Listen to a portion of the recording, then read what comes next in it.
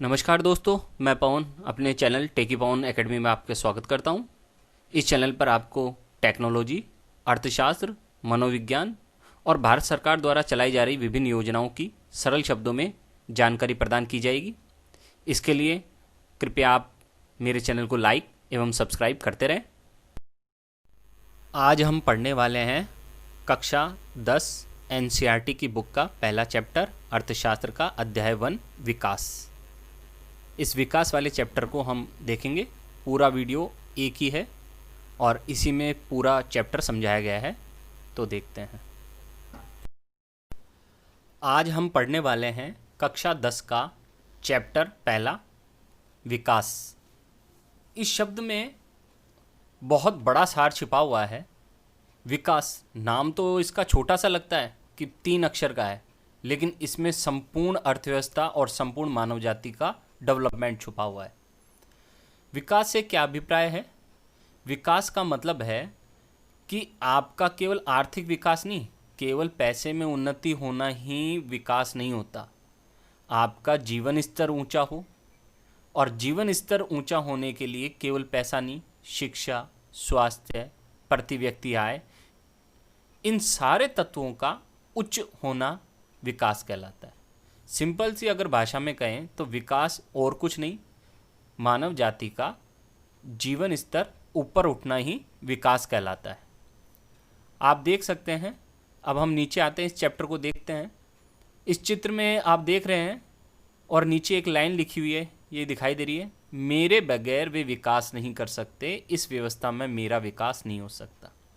अर्थात ये लोग, एक तरफ तो कार चल रही है, दूसरी तरफ आप देख रहे होंगे घरों में ये लोग बैठे हैं, आराम कर रहे हैं, तीसरी तरफ एक व्यक्ति है जो बेचारा रिक्शा चलाने की कोशिश कर रहा है, और इन सब के ऊपर ही, इस रिक्शा चालक के ऊपर इन सबको बैठा दिया गया है। ये देखो, ये सारी इनको बैठा दिया गया है इस रिक्शा चालक के ऊपर, और ये रिक्शा चालक इनको खींच रहा है। इसका मतलब ये गरीब है और ये सब संपन्न वर्ग है। तो ये इसलिए कह रहा है कि इस परिस्थितियों में, इस व्यवस्था में मेरा विकास नहीं हो सकता। तो देखते हैं विकास कैसे हो सकता है। इस चैप्टर में हम देखते हैं, चैप्टर वाइज ही देख रहे हैं हम इसको। विकास अथवा प्रगति की धारणा हमेशा से हमारे साथ ही रही है। हमारी आकांक्षाएं और इच्छाएं हैं कि हम क्या करना चाहते हैं। प्रत्येक व्यक्ति की इच्छा होती है, आकांक्षा होती है कि मैं कुछ करूं, मैं अपना विकास करूं, मैं अपने जीवन में ग्रोथ करूं, चाहे से वो एजुकेशनल को लेकर हो, चाहे से जॉब को लेकर हो। तो इन सब से विकास का नाता रहा है। आइए आगे बढ़ते हैं। अब देखिए, इसमें ये लाइन दिख रही है आपको, विकास क्या वादा करता है, विभिन्न व्यक्ति विभिन्न लक्ष्य। इसमें आप देखेंगे तो आप देखिए विभिन्न श्रेणी के लोगों के विकास के लक्ष्य हैं। हम पहले इस टॉपिक को देखते हैं, फिर हम आगे और देखेंगे। इसमें ये कहा गया है कि अलग अलग लोगों के विकास के लक्ष्य अलग अलग हो सकते हैं, सेम भी हो सकते हैं, अलग अलग भी हो सकते हैं। तो देखिए, ये व्यक्ति दे रखे हैं, व्यक्ति की श्रेणी, और फिर इधर क्या दे रखा है, विकास के लक्ष्य और आकांक्षाएं। अब जैसे एक भूमिहीन ग्रामीण मजदूर है कोई, उसका क्या है विकास? उसके लिए विकास क्या है? उसके लिए है विकास काम करने के उसे ज़्यादा दिन मिले, ज़्यादा मजदूरी मिले, स्थानीय स्कूल और उनके बच्चों को उत्तम शिक्षा प्रदान करने में सक्षम हो, कोई सामाजिक भेदभाव नहीं हो उस व्यक्ति के साथ, और गांव में भी वो नेता बन के घूम सके। यही उसका भूमिहीन ग्रामीण मजदूर का लक्ष्य है। देखिए कितना आसान लक्ष्य है। अब पंजाब का कोई समृद्ध किसान है, उसका क्या है विकास का लक्ष्य? किसानों को उनकी उपज के लिए ज़्यादा समर्थन मूल्य मिले, ज़्यादा मेहनती और सस्ते मजदूर मिल जाएं, उच्च आय मिले उसको, वो अपने बच्चों को विदेशों में पढ़ा सके, ये है उसका लक्ष्य। अब किसान जो खेती के लिए केवल वर्षा पर निर्भर है, उसका क्या होगा लक्ष्य? सोचिए आप। उसका लक्ष्य इतना ही होगा कि हे भगवान, वर्षा समय पे हो जाए ताकि मेरी खेती सही हो जाए। ऐसे ही भूस्वामी परिवार की एक ग्रामीण महिला का क्या लक्ष्य होगा? उसका लक्ष्य होगा कि मैं अपने परिवार के लिए अच्छा खाना बनाऊं और अपने परिवार की सेवा के साथ साथ कृषि कार्य भी मैं कर सकूं। एक शहरी बेरोजगार युवक है ये, इसका क्या होगा विकास का लक्ष्य? कि उसके लिए तो सबसे बेस्ट क्या है विकास, कि मेरी जॉब लग जाए अच्छे से। फिर है शहर के अमीर परिवार का एक लड़का, उसका क्या विकास का लक्ष्य है कि मैं और अच्छा बिजनेस करूं, मैं कार खरीदूं, बढ़िया लग्जरी कार, लग्जरी मोटरसाइकिल्स, ऐसे ये उसका लक्ष्य हो सकता है। शहर के अमीर परिवार की एक लड़की का लक्ष्य क्या है, उसे अपने भाई की जैसी आज़ादी मिले, वह अपने फैसले खुद ले पाए और अपनी पढ़ाई विदेश में भी कर पाए, ये उसका लक्ष्य है। तो इस प्रकार से हम सबके लक्ष्य अलग अलग हो सकते हैं, समान भी हो सकते हैं। नर्मदा घाटी का एक आदिवासी का क्या लक्ष्य है, वो ये चाहता है कि नर्मदा घाटी से यहाँ की ज़मीन का नाश ना हो और हम विकास कर पाएं। अब आगे बढ़ते हैं हम। अब ये देखिए आप, इस तरह ये दो बातें साफ हो जाती है। कौन कौन सी? पहली, अलग अलग लोगों के विकास के लक्ष्य भिन्न भिन्न हो सकते हैं। तो इस पहली बात को हम समझते हैं कि जैसे अलग अलग हमने अभी सैंपल देखे, उदाहरण देखे कि लोगों के विकास के लक्ष्य क्या हो सकते हैं, भिन्न भिन्न हो सकते हैं। किसी का विकास शिक्षा हो सकता है, किसी का विकास जो हो सकता है, किसी का विकास पैसे में वृद्धि हो सकता है, किसी का विकास कृषि के लिए हो सकता है। तो अलग अलग हो सकते हैं। और दूसरा क्या है, एक के लिए जो विकास है वह दूसरे के लिए विकास भी हो सकता है और विनाश भी हो सकता है। ये लाइन समझते हैं। जैसे मान लीजिए पचपदरा में रिफाइनरी लगेगी, तो पचपदरा में रिफाइनरी लगने से क्या होगा, पचपदरा में रिफाइनरी लगने से यहाँ के आसपास के लोगों को रोजगार मिलेगा, उनका धंधा कारोबार बढ़ेगा और नौकरियाँ मिलेंगी, अलग अलग आइटम्स मिलेंगे, मटेरियल मिलने लग जाएंगे सारे प्रकार के यहाँ पे। ये तो हो गया विकास कि रिफाइनरी लगी है, उससे ये क्या हो रहा है, इन लोगों को फ़ायदा हो रहा है, तो ये विकास हो गया। लेकिन अब रिफाइनरी लगने से विनाश भी होगा। कैसे? यहाँ के लोगों को जो रिफाइनरी से जो पॉल्यूशन निकलेगा उसके कारण उनको क्या हो सकता है, तरह तरह की बीमारियाँ हो सकती है जो उनको पता भी नहीं चलेंगी। तो इस तरह से एक का विकास दूसरे के लिए विकास भी हो सकता है, विनाश भी हो सकता है। एक उदाहरण और, पचपदरा में जैसे मटके वाले होते हैं, आपने देखा होगा जब भी मटके का सीज़न आता है पचपदरा में धुआं ही धुआं हो जाती है। तो वो उनके लिए तो विकास है क्योंकि मटके का कारोबार हो रहा है, लेकिन पूरे पचपदरा के लोगों के लिए क्या हो गया, विनाशकारी, क्योंकि उस जहरीले धुएं को एक छोटा बच्चा, एक बुजुर्ग महिला कैसे लेगी। तो ये देखिए, इस तरह से एक का विकास दूसरे के लिए विकास भी हो सकता है और विनाश भी हो सकता है। अब समझ में आया आपको? अब हम आगे बढ़ते हैं। अब देखिए आय और अन्य लक्ष्य। इसमें हम देखते हैं लोग चाहते हैं कि उन्हें नियमित काम, बेहतर मजदूरी और अपनी उपज अथवा अन्य उत्पादों के लिए अच्छी कीमत मिले। कोई भी ग्रामीण लोग जो हैं वो क्या चाहते हैं, कृषक क्या चाहता है, किसान क्या चाहता है, उसे फसल की अच्छी उपज मिले, अच्छी उपज के अच्छे पैसे मिले और उसके उत्पाद बेहतर तरीके से बिके। और मजदूर क्या चाहेगा, अधिक मजदूरी मिले। तो यानी कि आय के लक्ष्य भी क्या है सबके, बेहतर आय होना। अब देखते हैं आगे। किसी भी तरह से ज़्यादा आय चाहने के अतिरिक्त लोग बराबरी का व्यवहार, स्वतंत्रता, सुरक्षा और दूसरों से आदर मिलने की इच्छा भी रखते हैं। जाहिर बात है, केवल आय कोई नहीं चाहता, आय के साथ साथ क्या चाहते हैं कि सब मुझे बराबर समझे, मुझे स्वतंत्रता मिले मेरे काम की, मेरे विचारों की, मुझे सुरक्षा मिले और मुझे सब आदर सम्मान की भावना से देखें, मुझ में किसी प्रकार से भेदभाव नहीं करें। ये भी लोगों का विकास का लक्ष्य होता है।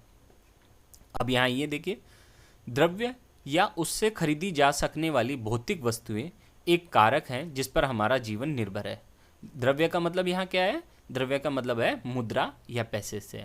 लेकिन हमारा बेहतर जीवन ऊपर लिखी गई अभौतिक वस्तुओं पर भी निर्भर करता है। अगर आपको यह बात स्पष्ट नहीं लगती है तो अपने जीवन में अपने मित्रों के बारे में जरा सोचिए। अर्थात केवल पैसा ही सब कुछ नहीं होता। आप पैसे से सब चीज़ें तो खरीद सकते हैं, लेकिन दोस्त नहीं खरीद सकते, प्यार नहीं खरीद सकते, विश्वास नहीं खरीद सकते। तो इनका भी हमारे जीवन में महत्व होता है। तो इसलिए अभौतिक वस्तुएं भी हमारे जीवन के विकास के लक्ष्य को तय करती हैं। अब देखिए इधर, नर्मदा नदी पर सरदार सरोवर बांध की ऊंचाई बढ़ाए जाने के विरोध प्रदर्शन कर रहे हैं लोग। क्यों कर रहे हैं ये लोग? क्योंकि जैसे ही यहाँ पे सरदार सरोवर बांध की ऊंचाई बढ़ेगी, आसपास की ज़मीन क्या हो जाएगी, पोली हो जाएगी, लचीली हो जाएगी, वहाँ क्या होगा, खेती नहीं हो पाएगी, दलदली हो जाएगी भूमि। तो इससे क्या होगा, इनका विनाश होगा। जबकि नर्मदा नदी पर अगर सरदार सरोवर बांध बनाया गया तो उससे क्या हुआ, बिजली मिली, हमें पानी का स्टोरेज हुआ, लोगों को पीने का पानी मिला। लेकिन यहाँ जो आस पड़ोस के लोग थे उनका तो क्या हो गया, विनाश हो गया, इसलिए ये विरोध प्रदर्शन कर रहे हैं। अब आगे बढ़ते हैं हम लोग, एक और उदाहरण देखते हैं। अगर आपको कहीं दूर दराज के इलाके में नौकरी मिलती है और उसे स्वीकार करने से पहले आय के अतिरिक्त बहुत से कारक पर आप क्या करेंगे, विचार करेंगे।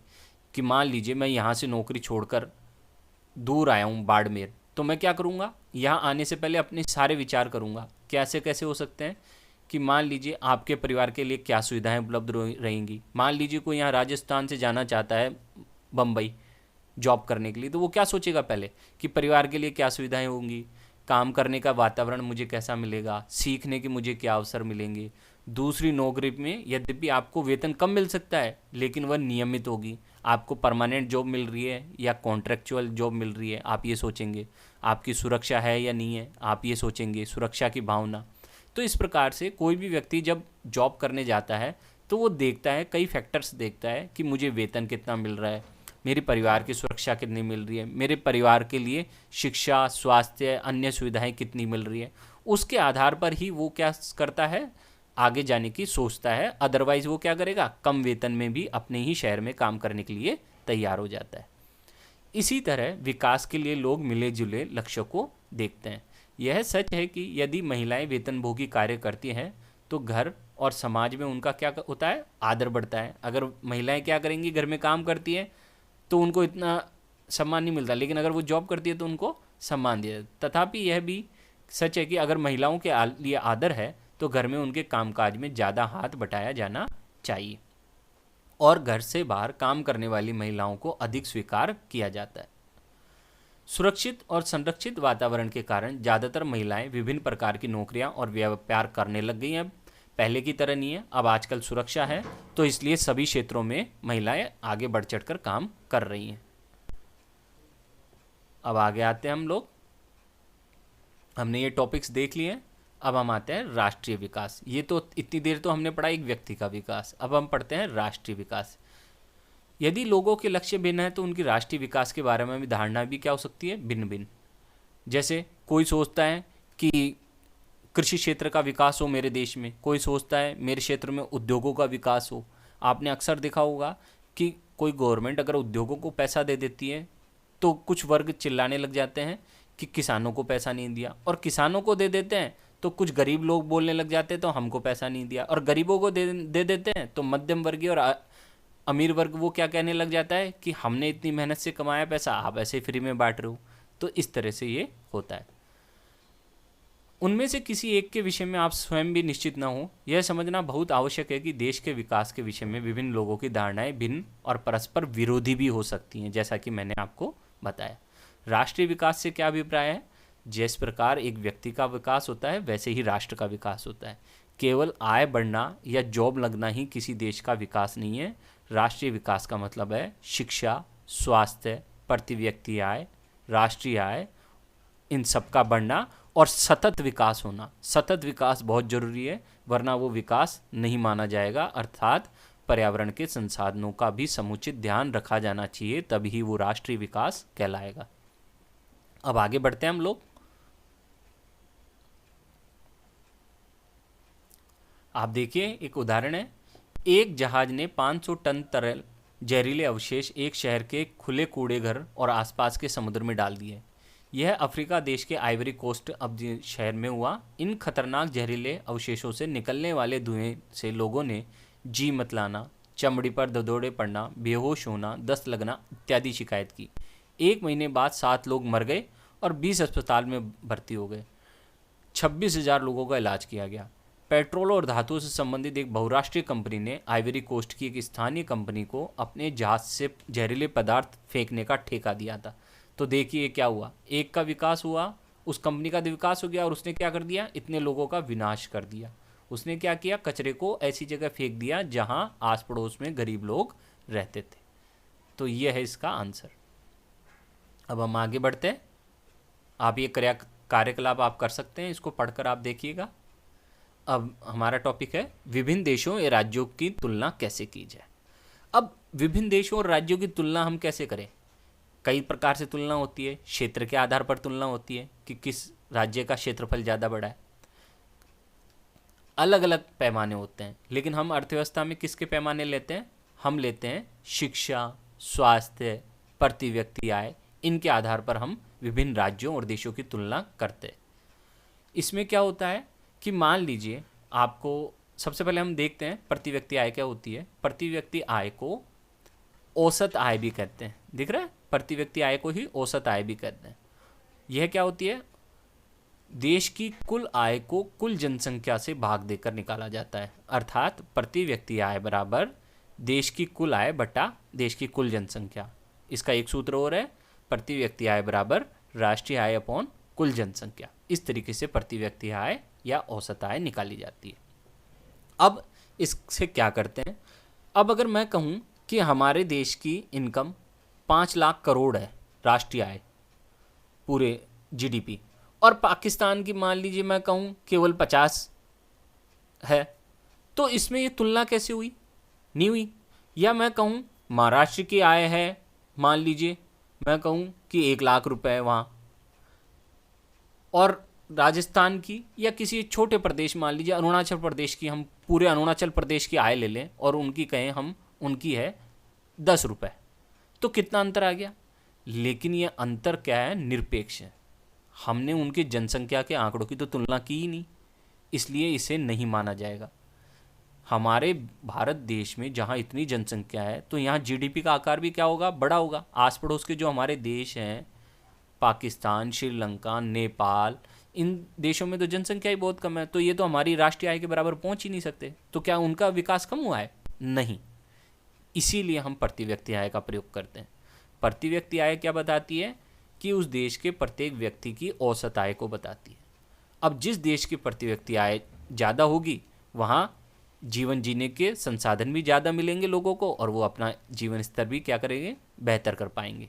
लेकिन केवल प्रति व्यक्ति आय के आधार पर ही किसी देश को ये कह देना कि ये स्वस्थ देश है, ये अच्छा देश है, ये विकसित देश है, ये जायज़ नहीं है। इसके लिए हमें शिक्षा भी देखनी होगी, स्वास्थ्य भी देखना होगा, प्रशिक्षण भी देखना होगा, वहाँ के रहन सहन का स्तर भी देखना होगा। इन सब तत्वों के आधार पर ही हम कह पाएंगे कि उनका विकास हमारे से ज़्यादा है या कम है। अब विश्व बैंक किसे मानता है?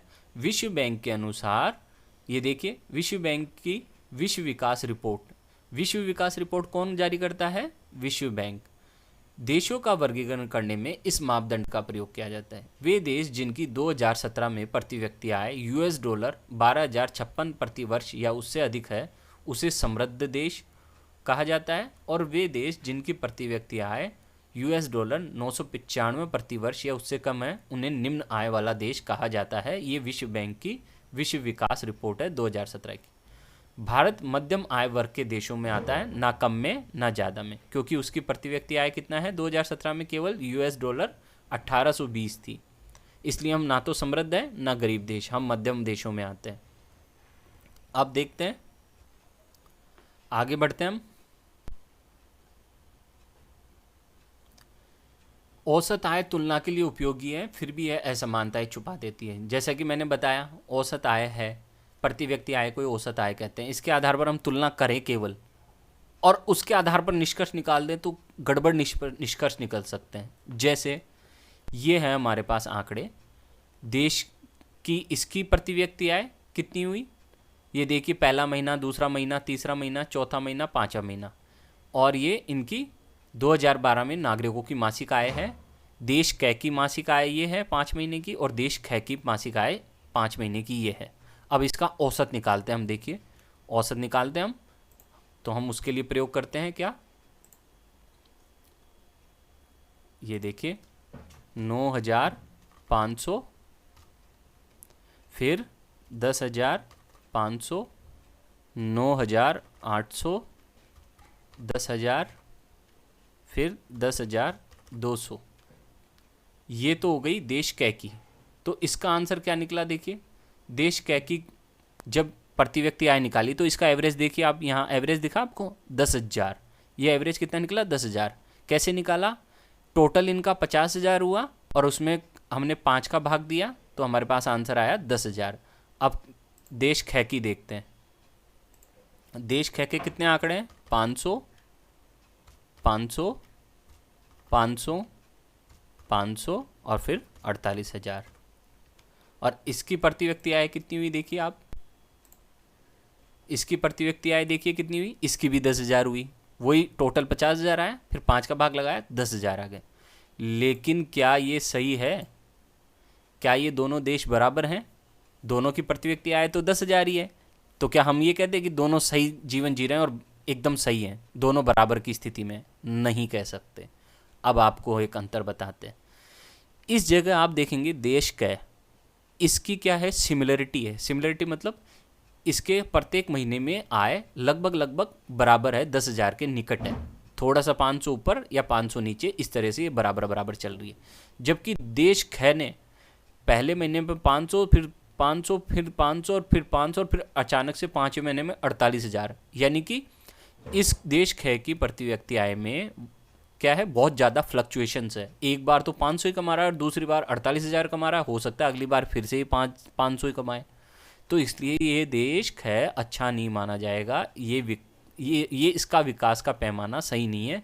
तो इस दृष्टि से हम कह सकते हैं कि देश क ज़्यादा अच्छा है अपनी गरीबी से निपटने में, और उसकी निरंतर औसत आय बढ़ रही है। आप देखेंगे लगभग बढ़ रही है, 10,000 के आसपास घूम रही है। फिर आप देखेंगे यहाँ आप देख सकते हैं, ऐसा इसलिए है क्योंकि यद्यपि दोनों देशों की औसत आय एक समान है, देश क के लोग न तो बहुत अमीर है न बहुत गरीब है, जबकि देश ख के ज़्यादातर नागरिक क्या है, गरीब है, और एक व्यक्ति बहुत अमीर है। ये 5 लोगों का है।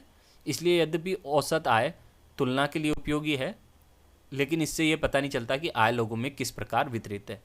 ये 5 लोग हैं, पहला व्यक्ति, दूसरा व्यक्ति, तीसरा व्यक्ति, चौथा व्यक्ति और 5वां व्यक्ति। पहले व्यक्ति की ये है देश ख की स्थिति, दूसरे व्यक्ति की ये है, ऐसे इन 5 व्यक्तियों की है।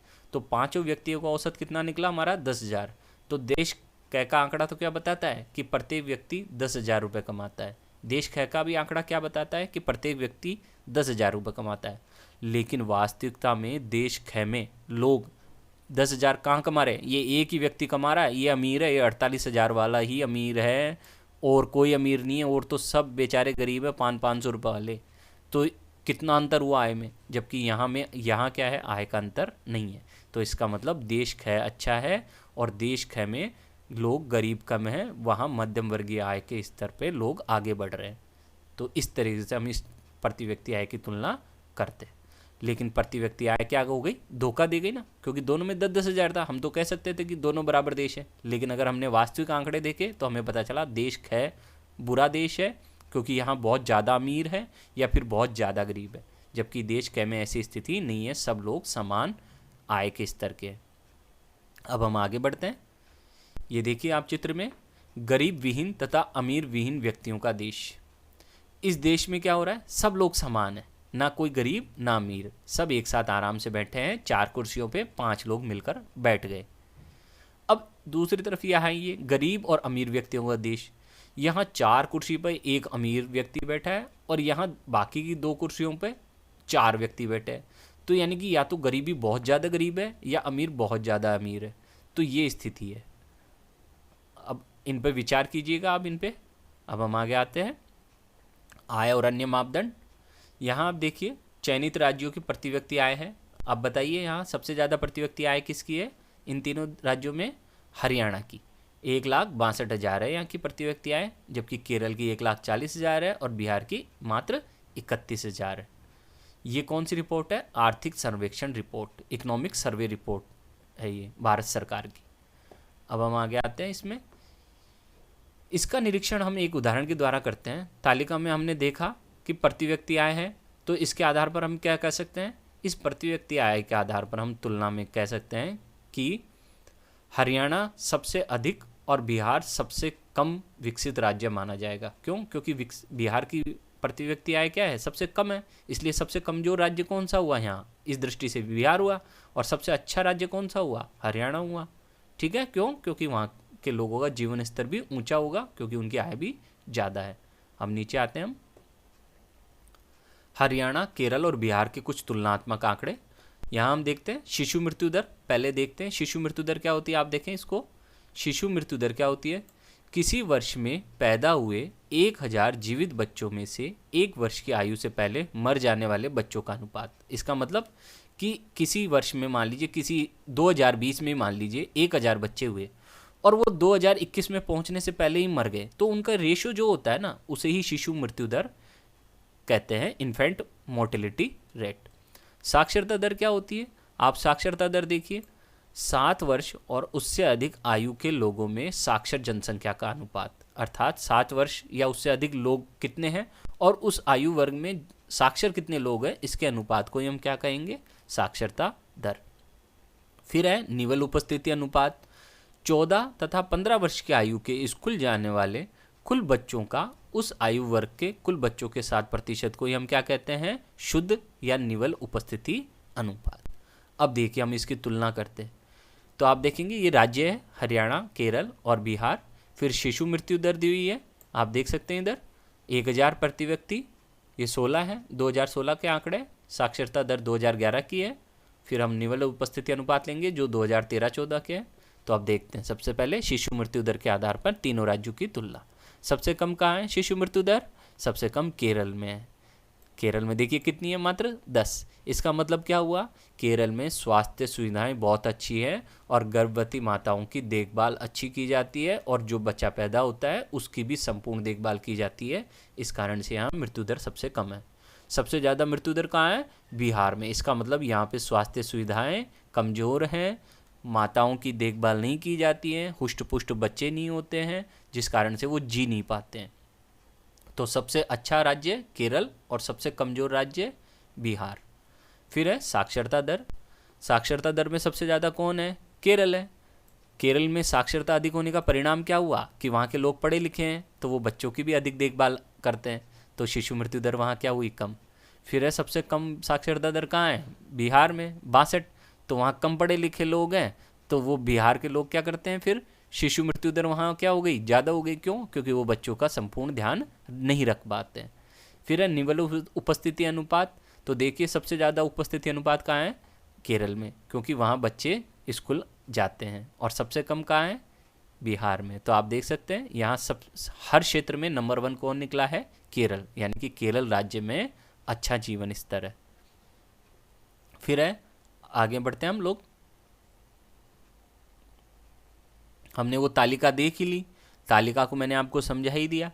आप देख सकते हैं ये एक डॉक्टर है, नर्स है, जो क्या कर रहे हैं? एक बच्चे की देखभाल कर रहे हैं, उसे प्यार कर रहे हैं। ये कहाँ होगा? जहाँ शिक्षित वर्ग होगा वहाँ वो बच्चे की डिलीवरी कहाँ करवाएंगे? हॉस्पिटल में। और वहाँ केरल जैसे राज्य में स्वास्थ्य सुविधाएं क्या हैं? बेहतर होने के कारण ये आसान होता है। अब हम आते हैं सार्वजनिक सुविधाएं। सार्वजनिक सुविधाओं से क्या अभिप्राय है बच्चों? सार्वजनिक सुविधाओं से अभिप्राय है ऐसी सुविधाएं जिनके लिए कोई मूल्य न चुकाना पड़े और सबको समान रूप से मिले। जैसे सरकारी हॉस्पिटल है, वहाँ अमीर जाए या गरीब जाए, सबको समान अधिकार है। इसी प्रकार कोई गार्डन है सरकार का, तो वहाँ अगर कोई जाता है तो अमीर हो या गरीब सबको समान समझा जाता है। सरकारी स्कूल है, वहाँ पे भी कोई अमीर जाए या गरीब सबको समान व्यवहार मिलता है, समान सुविधाएं मिलती हैं। तो इसे ही कहते हैं सार्वजनिक सुविधाएं। यह आवश्यक नहीं कि जेब में रखा रुपया वे सब वस्तुएं और सेवाएं खरीद सके जिनको आपको एक बेहतर जीवन के लिए आवश्यकता होती है। हमारे पास ज़रूरी नहीं है हम सबके पास इतना पैसा हो। फिर अब जैसे सड़क है, क्या हमारे में इतना दम है, इतना पैसा है कि हम सड़क बना सकें? हमारे में इतना दम है कि हम इस हॉस्पिटल खरीद सकें? लेकिन हम लोग क्या करते हैं? छोटा छोटा टैक्स के रूप में पैसा जो देते हैं सरकार को, उनके माध्यम से ही सरकार क्या करती है? ये सार्वजनिक सुविधाएं प्रदान करती है। कुछ लोग कहते हैं कि टैक्स बढ़ा दिया, टैक्स बढ़ा दिया। फिर अब एक चीज़ बताइए आप, अगर टैक्स नहीं बढ़ाएंगी सरकार टैक्स कलेक्शन नहीं करेगी, पैसा नहीं आएगा सरकार के पास, तो ये जो गरीबों को इतनी सारी योजनाएं चला रखी हैं, मुफ्त में रहना, खाना, राशन की दुकानों के माध्यम से, हॉस्पिटल मुफ्त है, घर दे रहे हैं, ये सिलेंडर दे रहे हैं आपको, है ना, और भी बहुत सारी सुविधाएं चल रही हैं। ये सब सुविधाएं कहाँ से आएंगी? यहीं से तो आएंगी। सड़कें बन रही हैं आपके लिए, बसें चल रही हैं, ट्रेन चल रही हैं, तो ये कहाँ से आएंगी? ये सब यहीं से तो आएंगे पैसे के लिए। तो इसलिए सरकारें, कोई भी सरकार हो, वो टैक्स कलेक्शन से ही अपना देश का विकास करती है। अब हम आगे आते हैं। ये देखिए एक स्कूल है, इसमें अमीर हो गरीब हो कोई भी बच्चा हो आसानी से पढ़ सकता है। अब देखिए एक शब्द आया है, केरल में शिशु मृत्यु दर कम है क्योंकि यहाँ स्वास्थ्य और शिक्षा की मौलिक सुविधाएं पर्याप्त है। सार्वजनिक वितरण प्रणाली, ये शब्द देखिए, सार्वजनिक वितरण प्रणाली ये क्या होती है? PDS, public distribution system. सरकार बफर स्टॉक बनाती है अनाज का, किसानों से न्यूनतम समर्थन कीमत पर अधिप्राप्त अनाज खरीदती है और उस अनाज को क्या करती है? राशन की दुकानों के माध्यम से गरीबों को बेचती है। इस पूरी व्यवस्था को सार्वजनिक वितरण प्रणाली या पीडीएस, पब्लिक डिस्ट्रीब्यूशन सिस्टम कहते हैं। इस तरीके से कार्य होता है। अब हम आगे आते हैं। ये कार्यकलाप कीजिएगा, आप इसको देखना इसको। अब ये देखिए, इसको देखते हैं कार्यकलाप 3 को। यह ज्ञात करने के लिए शरीर द्रव्यमान सूचकांक, बॉडी मास इंडेक्स, ये क्या होता है? शरीर द्रव्यमान सूचकांक, बॉडी मास इंडेक्स। कैसे करते हैं इसको? क्या करते हैं, 1 किलोग्राम में व्यक्त भार को ऊंचाई के वर्ग से भाग देते हैं। किलोग्राम में तो भार होता है, जैसे मान लीजिए मेरा वजन है 40 किलोग्राम और उसमें ऊंचाई का वर्ग, ऊंचाई का वर्ग मतलब मेरी ऊंचाई है मान लीजिए 1 मीटर है, या इंच में ले लेते हैं, मान लीजिए मैंने लिया मेरी इंच में है 40 इंच, तो 40 का स्क्वायर करके मैं इसको भाग दूंगा तो मेरा ऐसे निकल जाएगा। इसको स्वास्थ्य विभाग काफ़ी यूज करते हैं। आप लोग जब गेम्स वगैरह खेलते होंगे तो बीएमआई आपका निकालते होंगे। तो ये बीएमआई होता है, इससे पता चलता है कि व्यक्ति अल्पपोषित है, ये देखिए, या कुपोषित है या अतिपोषित है, इससे पता चलता है ये सारा। एक विद्यार्थी की आयु 14 वर्ष 8 माह है और उसकी बीएमआई 15.2 है, तो वह क्या कहलाएगा? अल्पपोषित। इसका एक पैमाना होता है, वो आपको देखना होगा। अब आते हैं हम मानव विकास रिपोर्ट। मानव विकास रिपोर्ट या जिसे हम ह्यूमन डेवलपमेंट इंडेक्स रिपोर्ट कहते हैं, इसे सर्वप्रथम किसने जारी किया था? पाकिस्तान के अर्थशास्त्री महबूब उल हक ने। कौन? महबूब उल हक ने। और अब वर्तमान में इस रिपोर्ट को कौन जारी करता है? UNDP, United Nations Development Programme, ये रही यूएनडीपी, ये मानव विकास रिपोर्ट जारी करती है। इसमें 3 सूचकों को लिया गया है, शिक्षा, स्वास्थ्य और प्रति व्यक्ति आय। ये 3 सूचक है। ये रे देखो तीनों सूचक। पहला है सकल राष्ट्रीय प्रति व्यक्ति आय अमेरिकी डॉलर में, दूसरा है जन्म के समय संभावित आयु, और तीसरा है ये औसत आयु विद्यालय की, यानी कि शिक्षा, ये विद्यालय तो शिक्षा हो गया, ये स्वास्थ्य हो गया जन्म के समय, और ये प्रति व्यक्ति आय। इसलिए मैंने बोला ये 3 सूचक होते हैं, शिक्षा, स्वास्थ्य, प्रति व्यक्ति आय। अब देखते हैं एचडीआई में भारत का स्थान। एचडीआई में भारत का स्थान कौन सा है? 130। पाकिस्तान का स्थान कौन सा है? 150। इस प्रकार से हमारा देश, जितने देश हैं टोटल इसमें, उसकी तुलना में हमारा देश 130वें नंबर पे आता है। श्रीलंका 76वें नंबर पे आता है विश्व में मानव विकास क्रम में। ये मानव विकास के क्रम हैं विश्व के देशों के। तो ये स्थिति है हमारी, हम 130 पे आ रहे हैं, पाकिस्तान बहुत पिछड़ा हुआ है, 150 पे आ रहा है। हमारे आस पड़ोस के जो देश हैं उनमें श्रीलंका की स्थिति बहुत अच्छी है हमसे। ये 189 देशों की लिस्ट है। 189 देशों में हमारा स्थान नीचे से टॉपर है, हम 130 के आसपास है। हमारे से आगे बहुत देश है कहीं। तो आप देख सकते हैं सकल राष्ट्रीय आय प्रति व्यक्ति आय अमेरिकी डॉलर में सबसे ज़्यादा किसकी है इस देशों में? श्रीलंका की है। जन्म के समय संभावित आयु भी सबसे ज़्यादा किसकी है? श्रीलंका की। और विद्यालय औसत आयु भी किसकी है? श्रीलंका की। इसलिए हमारी इस लिस्ट में सबसे अच्छा देश कौन सा है? श्रीलंका। दूसरे नंबर पे भारत, फिर म्यांमार, फिर पाकिस्तान, वो फिर है नेपाल, और फिर बांग्लादेश। ये क्रम को चेंज कर लीजिए, ये क्रम ऊपर नीचे हो रखा है। सबसे पहले कौन आएगा? श्रीलंका, क्योंकि 76 पे है। फिर दूसरे नंबर पे कौन आएगा? भारत, फिर है बांग्लादेश, फिर है ये म्यांमार, और फिर आएगा नेपाल, और अंत में आएगा ये पाकिस्तान। ये हमारे आस पड़ोस के देश की स्थिति है। अब हम आगे बढ़ते हैं। विकास की धारणीयता या धारणीय विकास। जैसा कि मैंने पहले ही बोला, धारणीय विकास क्या होता है? धारणीय विकास का अर्थ है वर्तमान पीढ़ी की आवश्यकताओं को इस प्रकार से पूरी करना कि भावी पीढ़ी के लिए भी संसाधन बचे रहें, यानी कि जो पर्यावरण ने हमें संसाधन दिए हैं, जल आदि चीज़ें, खनिज पदार्थ, ये जो दिए हैं, जैसे हमारे पूर्वजों ने हमारे लिए छोड़े, हमारा भी फर्ज बनता है कि हम आने वाली पीढ़ी के लिए छोड़ें। तो इसी विकास की धारणा को धारणीय विकास कहा जाता है। इसे सतत विकास या सस्टेनेबल डेवलपमेंट भी कहते हैं, कि जब हम इस प्रकार से विकास करें देश कि वो संसाधनों का समुचित उपयोग करे, कम से कम उपयोग करे और अपनी पीढ़ी की आवश्यकताओं को पूरा कर ले, और भविष्य में जो आने वाली पीढ़ी है उनके लिए संसाधन छोड़ दें। इसी को हम क्या कहते हैं? धारणीय विकास। लेकिन क्या वर्तमान में धारणीय विकास हो रहा है किसी भी देश में? नहीं हो रहा है। आप देखेंगे भारत देश में भूमि का जल स्तर देखिए, ये महिला ये कुएं से पानी निकाल रही है। पहले पानी इस लेवल पे आता था, ये देखिए पहले इस लेवल पे आता था, फिर घटकर इस लेवल पे हुआ, फिर इस लेवल पे हो गया, और अब बहुत नीचे जा चुका है। भारत के बहुत राज्य डार्क जोन में आ चुके हैं जहां पानी ही नहीं है।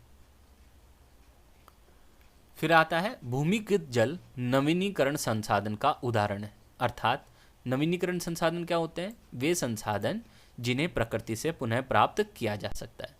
फसल और पौधों की तरह इन साधनों की पुनः पूर्ति प्रकृति कर देती है। कैसे? कि भूमिगत जल निकल तो रहा है, लेकिन बरसात होती है और बरसात से वापस से भूमिगत जल का स्तर बढ़ जाता है। लेकिन चूंकि हमारी जनसंख्या ज़्यादा है, इसलिए हमारी पानी निकालने की दर ज़्यादा है और भरने की दर कम है। इस वजह से हमारा क्या हो रहा है? जल स्तर नीचे चलता ही जा रहा है, वरना ये जल स्तर वापस से नॉर्मल हो जाए। ठीक है, तो इसे नवीनीकरण संसाधन कहते हैं। लेकिन उदाहरण के लिए भूमिगत जल का यदि बरसात द्वारा हो रही पुनः पूर्ति से अधिक प्रयोग करते हैं तो हम इस साधन का अति उपयोग करते हैं। और हम वर्तमान में क्या कर रहे हैं? अति उपयोग ही कर रहे हैं। पानी ज़मीन में जा रहा है कम और हम निकाल रहे ज़्यादा है, तो ये ओवर यूटिलाइजेशन है। फिर आता है दूसरा टॉपिक, गैर नवीनीकरण संसाधन। वो है जो वर्षों से प्रयोग के पश्चात समाप्त हो जाते हैं। इन संसाधनों का धरती पर एक निश्चित भंडार है और उनकी पुनः पूर्ति नहीं की जा सकती। कभी कभी हमें ऐसे नए साधन मिल भी जाते हैं जिनके बारे में हमें पहले पता नहीं होता है। नए स्रोत भंडार में वृद्धि करते हैं, लेकिन समय के साथ ये भी समाप्त हो जाते हैं। जैसे खनिज पदार्थ हैं, हम लोग यूज कर रहे हैं, लेकिन इन खनिज पदार्थों को बनने में कितने लाखों साल लगे हैं। तो अगर हम इनको ख़त्म कर देंगे तो ये क्या हो जाएंगे? वापिस से हमें नहीं मिलेंगे। इसलिए ये क्या है? गैर नवीनीकरण संसाधन। आप देखते होंगे कि तेल है, ऑयल जैसे जैसे पूरी दुनिया ऑयल का भंडार निकाल रही है, वैसे वैसे क्या हो रहा है? ऑयल कम होता जा रहा है। लेकिन साथ साथ में कई देशों में ऑयल के नए भंडार भी मिले हैं, जैसे बाड़मेर में ऑयल के भंडार मिले। तो ये भंडार मिलने से क्या हुआ? एक बार के लिए तो हमें संसाधनों में वृद्धि हो गई, लेकिन इसके बावजूद क्या होगा? अगर हम इस संसाधनों को धोते जाएंगे, इनको नष्ट करते जाएंगे, यूज करते जाएंगे, तो फिर क्या होगा? ये ख़त्म हो जाएंगे, ये हमें दोबारा नहीं मिलेंगे। इसी को गैर नवीनीकरण संसाधन कहते हैं। फिर हम आगे आते हैं। ये देखिए, कच्चे तेल के अतिरिक्त भंडार, प्राकृतिक संसाधनों का दोहन हो रहा है। आप देख सकते हैं इसको, इस कॉलम को आप पढ़ना कैसे हो रहा है, कितना दोहन हम कर रहे हैं भंडारों के चलने की अवधि। ये देखिए, मध्य पूर्व में जो भंडार है वो 70 वर्षों तक चलेगा। अमेरिका में जो भंडार है वो लगभग 11 साल चलेंगे, और विश्व में जो भंडार है वो 50 साल बाद ऑयल के ख़त्म हो जाएंगे। अर्थात पूरे विश्व में 51 साल के बाद पेट्रोल ख़त्म हो जाएगा, तेल रहेगा ही नहीं। ये स्थिति है विश्व की, इसलिए ये धारणीय विकास नहीं कहलाता है। ये किसने दी है ये रिपोर्ट? ये स्रोत है BP statistical review of world energy. अब हम आते हैं नीचे। पर्यावरण में गिरावट के परिणाम राष्ट्रीय और राज्य सीमाओं का ख्याल नहीं करते। यह एक क्षेत्र या देशगत विषय नहीं रह गया है। क्यों? क्योंकि पर्यावरण किसी राज्य या देश का विषय थोड़ी ना है, ये तो संपूर्ण पृथ्वी का विषय है। अगर हम पर्यावरण से छेड़छाड़ करेंगे और उसे नष्ट करेंगे तो ये तो संपूर्ण पृथ्वी के विनाश की बात हो जाएगी, और इसीलिए धारणीय विकास की कल्पना बहुत ज़रूरी है। तो ये हमारे चैप्टर ख़त्म हो गया है। आपको चैप्टर अच्छा लगा हो तो मेरे चैनल को लाइक और सब्सक्राइब करें, और आप ये अभ्यास प्रश्न ज़रूर करें। इन अभ्यास प्रश्नों को देखें, ये आपको क्वेश्चंस करने हैं। इसके लिए आप हेल्प ले सकते हैं, इंटरनेट की मदद ले लें, वहाँ से कई डाटा मिल जाएंगे। जैसे यूएनडीपी के बारे में आप जानकारी ले लें, एचडीआई रिपोर्ट के बारे में और अधिक जानकारी आप इंटरनेट से ले लें, तो आपको ये मिल जाएंगे। तो ये हमारा चैप्टर ख़त्म हो चुका है दोस्तों। थैंक यू, धन्यवाद।